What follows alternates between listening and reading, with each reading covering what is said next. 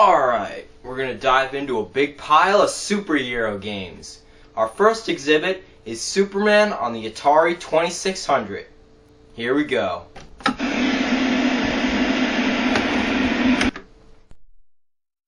Okay, so this is Superman on Atari 2600. You start out as Clark Kent, which is pointless, but then you go into the phone booth and you turn into Superman. The game features a handful of missions for Superman, like to rebuild a bridge, to rescue Louis Lane, and another to capture Lex Luthor and his goons. The game scrolls side to side, much like Pitfall, except here you can fly too. One thing that doesn't make any sense is that when you fly, it just brings you to another city of different colors. Yeah, that makes a lot of sense. So the buildings are like on top of each other? That makes no sense. But whatever. The graphics and sound are primitive, but it's Atari, so what can you expect? Overall, it's a pretty neat game for its time. If you own an Atari, then give this one a try, cause it may be worth it. Alright, next we're going to take a look at Superman on NES. It starts off with this stock music. I mean, come on, wouldn't you like to hear the Superman theme? It's kind of a minor complaint, but it's still a letdown though, just like the rest of the game. Wanna know why? Well, here we go. You start off in this office building as Clark Kent, which again is pointless. Why can't you just start out as Superman? It doesn't make any sense. What, is he Clark Kent or is he Superman? Why is he flying like 50 feet in the air? So you go outside, you go into the phone booth, and then turn into Superman. So now you think the gameplay is at least gonna get somewhat exciting, right? Well, no. It doesn't happen. It is so boring that it's not even worth your time. The controls suck. Really bad. Look at this puny little punch you have. I mean, what is that? He's like, There's no strategy at all. It's just a button masher. The graphics are okay, but they could have been done a little better. Look at how bland this background is. And is this really supposed to be Superman? Are you kidding me? He looks like a little kid. There's not that much to say about the sound. I mean, the music is kind of repetitive, but that's really all I can say. Overall, it's a poor excuse for a Superman game. Just stay away. Far away. Next, let's try Superman 64. I already reviewed this game and talked about how much it sucks, but I'll just give you a brief refresher. Basically, it's the worst N64 game ever made, and it's also the worst Superman game ever. It's even worse than the NES version. Wow, that is just depressing. All you do is just fly through rings, and you do so with some of the worst controls ever in a video game. I mean, if you were a Superman fan, then would you want to play this? No, you wouldn't. Now you might be asking, well, is that really all you do? Just fly through rings? You don't even get to fight any bad guys? Well, you actually do get to fight some people, but the controls are so awkward and the bad guys just stand there, so it's wicked easy, and you just look ridiculous playing it. So, Superman 64 sucks the big one. Alright, if anyone ever told me that they liked this game, I would take it as a threat. Alright, I'd be like, what'd you just say to me? Huh? And then I'd smack him across the face. Alright, because this game sucks, and it's a known fact. Alright, so just stay away.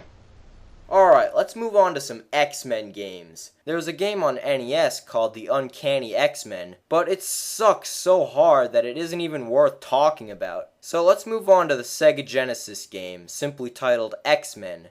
It's a side-scroller with good graphics and a nice selection of characters to choose from. The gameplay is actually pretty fun, and it's addicting when you start getting used to the controls. The game is really fun, but there's this really weird stage where you actually have to reset your Genesis. No joke. It's so weird. There's not even any indication. What happens is you destroy this floating computer, and then what? What am I supposed to do? You'd never know. Imagine playing this game in the 90s without internet. It probably says it in the manual, but come on. Just have some sort of indication on the screen. Well, whatever. Other than that, it's awesome. There's another X-Men game on Genesis called X-Men 2, The Clone Wars. It's wicked awesome. It's even better than the first one. The gameplay is fun, it has good controls, and the graphics kick ass. Also, the music is cool, and it's one of my favorite games on the Sega Genesis. Definitely recommend it. But there is something weird about it. When you pop the game in and then press power, it takes you directly to the game. It doesn't even show the Sega logo. That doesn't happen until after you beat the first level. What, did they not know how to arrange the game? Well, whatever. It's good. Alright, now we're gonna check out a Batman game. It starts up with this rockin' tune and this really cool cutscene. It's dark and wicked cool. The game is loosely based on the Tim Burton movie from 1989. The game is a side-scrolling platformer, and you have a variety of attacks. Batman can use his fists, as well as a few hand weapons when powered up. You can also jump, and do a Ninja Gaiden style wall jump, which adds some variety to the standard of platformers, and some stages require you to master this skill. Your enemies mostly consist of thugs and robotic automations that'll either run or shoot at you. Some of the boss characters in the game are taken from comic books such as Firebug and the Electrocutioner. The game is 5 stages long with several parts to them. While it sounds kinda short, the game gets excruciatingly difficult after stage 2, and you have unlimited continues, so it's all good. The Joker is one of the hardest game bosses that I've ever faced. It's almost like you're really fighting the Joker. The game's controls are very responsive. However, you'll often get frustrated in the delay of action when Batman is hurt. Wall jumping is easy once you get the hang of it, and you'll need to master it in stage 2. The only bad point is that unlike traditional games, the select button pauses the game, and the start button is used to switch weapons. It gets really confusing, even when you've had months of experience. The graphics are awesome.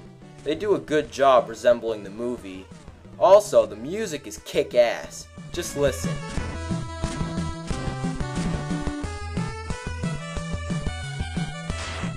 That's awesome. But this Joker is so damn hard. Aw, come on, come on! Come on!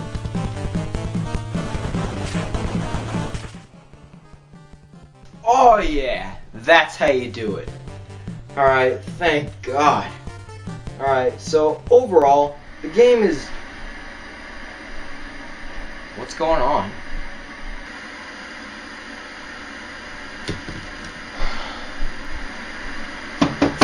Come on, work!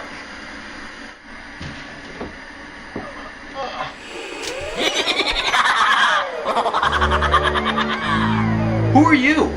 How'd you get into my house? You made a huge mistake beating that Joker, and now you're gonna pay.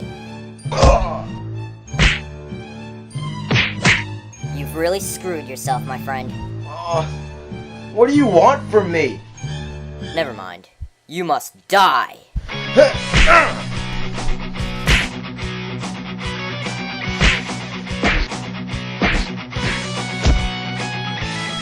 Now, let's find out who you really are.